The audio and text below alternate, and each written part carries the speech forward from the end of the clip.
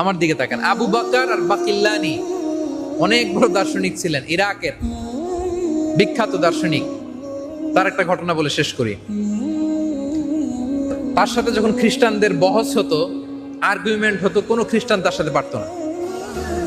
তো খ্রিস্টানরা একবার তারে বলে, আবু বকর তোমরা মুসলমানরা বড় রেসিস্ট, তোমরা আমাদের খ্রিস্টান মেয়েদেরকে বিয়ে করো, ইহুদিদের মেয়েদেরকে বিয়ে করো, কিন্তু তোমাদের মেয়েদেরকে আমাদের কাছে বিয়ে দাও না।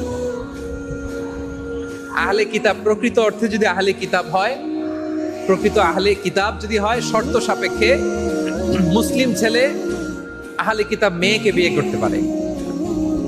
মানে খ্রিস্টান বা ইহুদি প্রকৃত অর্থে যদি আহলে কিতাব হয়, কিছু শর্ত সাপেক্ষে মুসলিম ছেলেরা তাদের বিয়ে করতে পারে, কিন্তু অমুসলিম কোনো পুরুষ বা ছেলে মুসলিম মেয়েকে বিয়ে করতে পারে। এই কথা বলে ওই খ্রিস্টান বলে যে তোমরা বড় রেসিস্ট, আমাদের মেয়ে নাও কিন্তু তোমাদের মেয়ে আমাদেরকে দাও না। দেখেন কি চমৎকার উত্তর দিলেন উনি। বললেন কেন এটা করি না জানো? এর কারণ হচ্ছে আমরা তোমাদের নবী মুসা আলাইহিস সালামকে মানি, আমরা তোমাদের নবী ঈসা আলাইহিস সালামকে মানি। আর ঈসা আলাইহিস সালামের মা ম্যারি মানে মারিয়ামের নামে তো গোটা একটা সূরাই আল্লাহ কোরআনে দিয়েছেন। তো তোমাদের নবীদেরকে মানি, এজন্য তোমাদের মেয়েদেরকে বিয়ে করতে পারি। আর তোমরাও যদি আমাদের নবী মুহাম্মদ সাল্লাল্লাহু আলাইহি ওয়াসাল্লামকে শেষ রাসূল হিসেবে মানো, মুসলমান হয়ে যাও, তাহলে আমাদের মেয়েকেও তোমরা বিয়ে করতে পারো। তোমরা মুহাম্মদ সাল্লাল্লাহু আলাইহি ওয়াসাল্লামকে মেনে নাও, মুসলিম হয়ে আমরা ভাই ভাই হয়ে যাই, আমাদের মেয়েদেরকে তোমাদের ঘরে পাঠিয়ে দিবে। আল্লাহু আকবার। তো ওনাকে একবার মুসলিম বাদশা, ইরাকের বাদশা, উনি পাঠাবেন কনস্টান্টিনোপলে, মানে রোমান সাম্রাজ্যের ডিবেট করার জন্য। মোবাইল পকেটে মোবাইল, কনস্টান্টিনোপলে পাঠাবে। এই ঘটনাটা বলে আজকে শেষ করে দেবেন ইনশাআল্লাহ। তো উনি যে কত বড় এরকম তর্ক বাগিশ, ওনার এক একটা যুক্তির সামনে যে বড় বড় দার্শনিকরা ধরাশায়ী হয়, বড় বড় দার্শনিক যে ধরাশায়ী হয় এটা সবাই জানে। তো রোমান সম্রাট প্ল্যান করতেছে কি করা যায়। কি এদের সমস্যা কি? এত বলার পর মোবাইল বের করা লাগে কেন তোমাদের? হ্যাঁ, রোমান সম্রাট প্ল্যান করতেছে যে আবু বকর আল বাকিল্লানি যদি আমাদের এখানে আসে, ওরে হারানো তো এত সোজা না, কি করা যায়? তো তারা প্ল্যান করতেছে যে খ্রিস্টান বাদশার দরবারে যখন কেউ আসে তখন তারা কুর্নিশ করে আসে। কুর্নিশ মানে বোঝেন আপনারা? কুর্নিশ মানে কি? মাথা নিচু করে আসে। তো খ্রিস্টান বাদশা প্ল্যান করতেছে যে আবু বকর আল বাকিল্লানি ও যেই চালাক, ও তো জীবনে আমারে কুর্নিশ করবে না, কি করা যায়? তো তার এক চালাক ওয়াজির সে প্ল্যান করে বলে একটা কাজ করি। কি কাজ? বলতেছে রাজ দরবারে ঢুকার সময় তার জন্য একটা স্পেশাল গেট বানাবো, আর গেটটা বড় করবো না, যে সিম্পলি সে ঢুকে যাবে, গেটটা হাফ বানাবো। কি বানাবো? তো হাফ গেট দিয়ে যদি কেউ ঢুকে, কেমনে ঢুকে? এইভাবে মাথা নিচু করে কুর্নিশ করে তো ঢুকা লাগবে নাকি? রাজা বলে চমৎকার বুদ্ধি তো, তার জন্য একটা হাফ গেট বানাও, আর সবাই তোমরা ওটা দিয়ে ঢুকবা কুর্নিশ করে করে, সেও বাধ্য হয়ে ঢুকবে। আপনারা শুনতেছেন? মনোযোগ আছে না গেছে? এক কাজ করো, হাফ গেট, ওই গেট দিয়ে সবাই ঢুকবা, মাথা নিচু করে তোমরাও ঢুকবা, আর আবু বকর আল বাকিল্লানি বাধ্য হয়ে ঢুকবে। ও ঢুকবে না মানে বাধ্য হয়ে ঢুকবে। ঠিক আছে, যেই প্ল্যান ওই কাজ। এবার মেসোপটেমিয়া থেকে কনস্টান্টিনোপল গেল, মানে ইরাক থেকে তুরস্কে গেল, রোমান এম্পায়ারের কাছে আবু বকর আল বাকিল্লানি।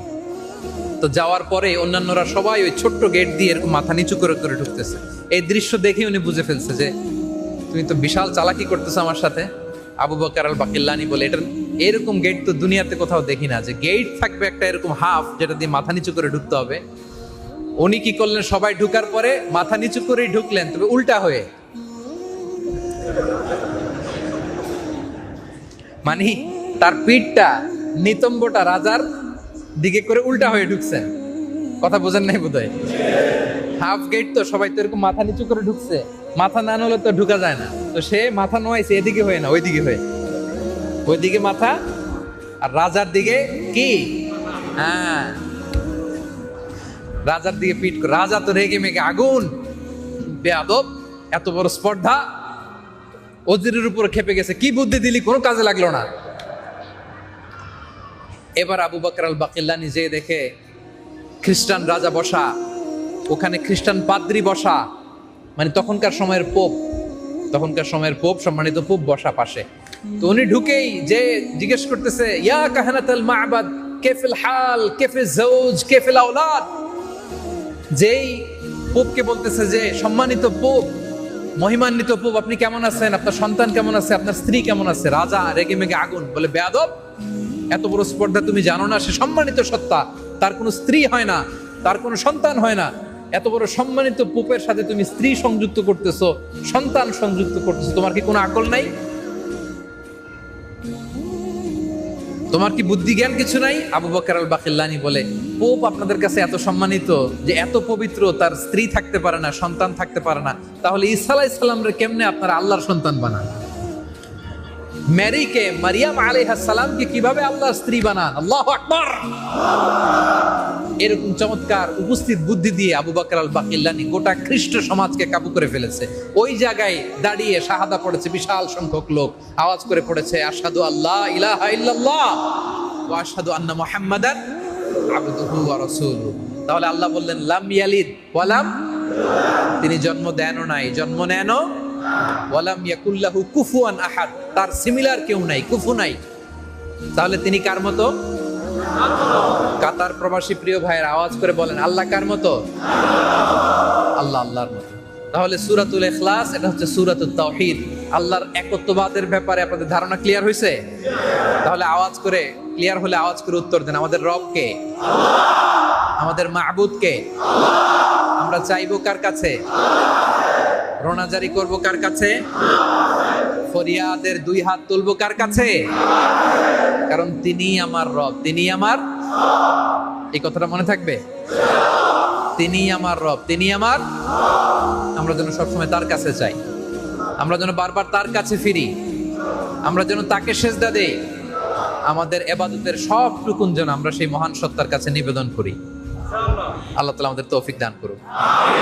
আল্লাহ তাআলা আমাদের সবাইকে কথাগুলো বোঝার ও আমল করার তৌফিক দান করুন। যতটুকু আলোচনা উপস্থাপন করলাম কোরআন সুন্নাহর আলোকে বলেছি, বানিয়ে কিছু বলি নাই।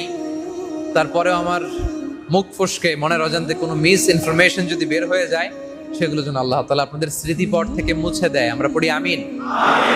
আর সত্য, সুন্দর, কল্যাণকর, হকের পক্ষে যা বলেছি তার সবটুকুন প্রথমে আল্লাহ তাআলা আমাকে এবং তারপর আপনাদের সবাইকে আমলের তৌফিক দান করুক। আমরা পড়ি আমিন। আল্লাহ তাআলা আমাদের এই মাজলিসকে কবুল করুন, ওয়াজারাতুল আওকাফকে কবুল করুন, দাওলাতুল কাতারকে কবুল করুন।